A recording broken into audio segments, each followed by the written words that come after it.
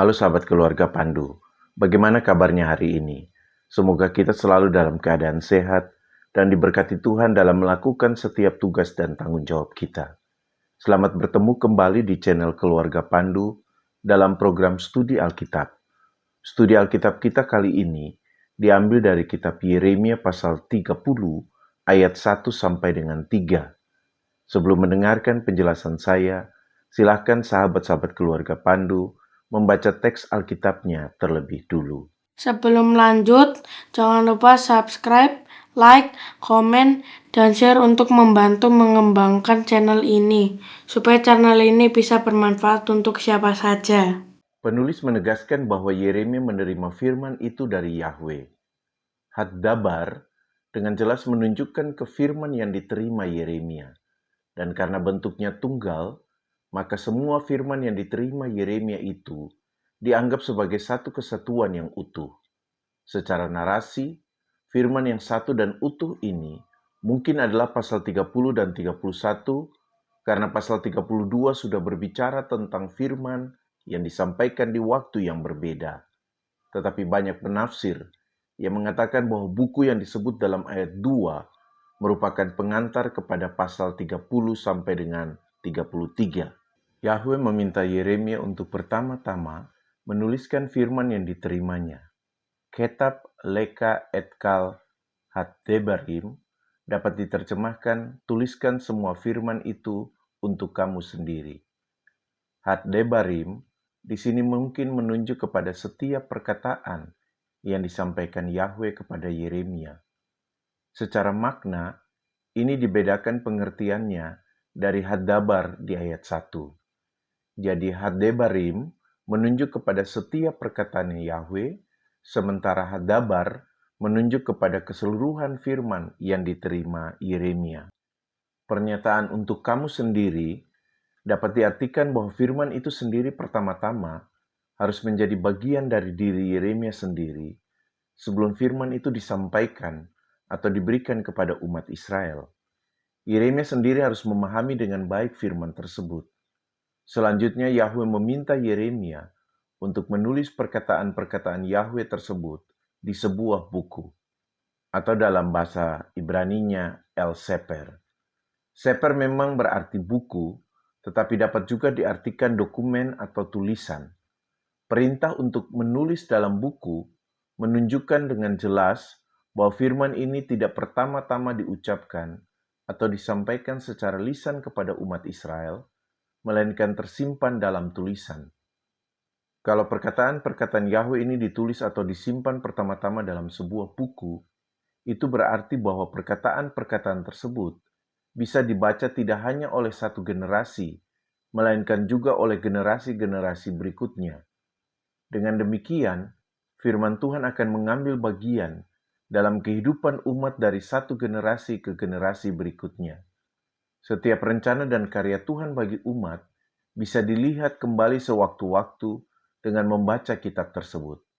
Beberapa penafsir mengatakan bahwa menulis di buku berhubungan dengan tujuan jangka panjang dari firman Tuhan untuk umat.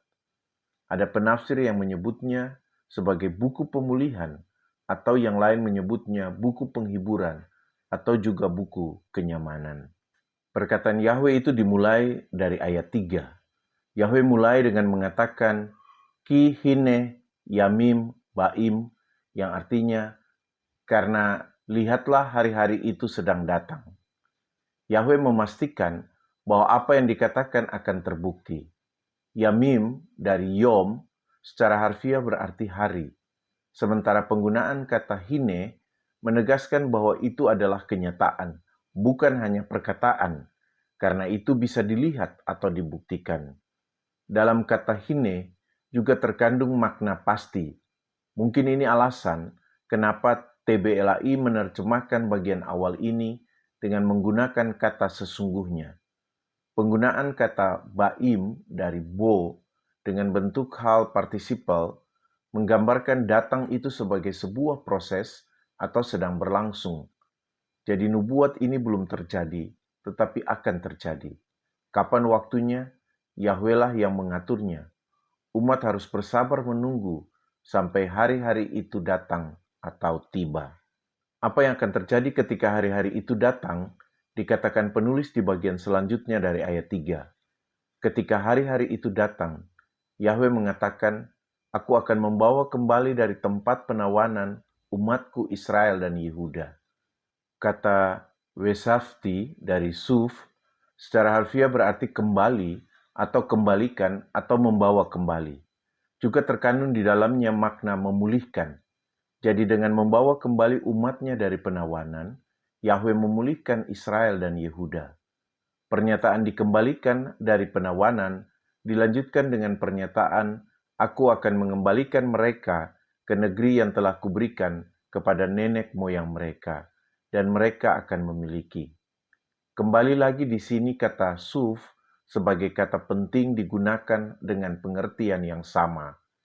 Namun suf dipakai dalam hubungan dengan tanah yang diberikan kepada nenek moyang. Jadi Yahweh membawa kembali umat ke Haares atau tanah itu yang dijelaskan oleh penggunaan kata Aser Natati La Abotam atau yang aku berikan kepada nenek moyang mereka. Natati dari Natan menunjukkan bahwa tanah itu adalah anugerah atau hadiah atau pemberian Allah.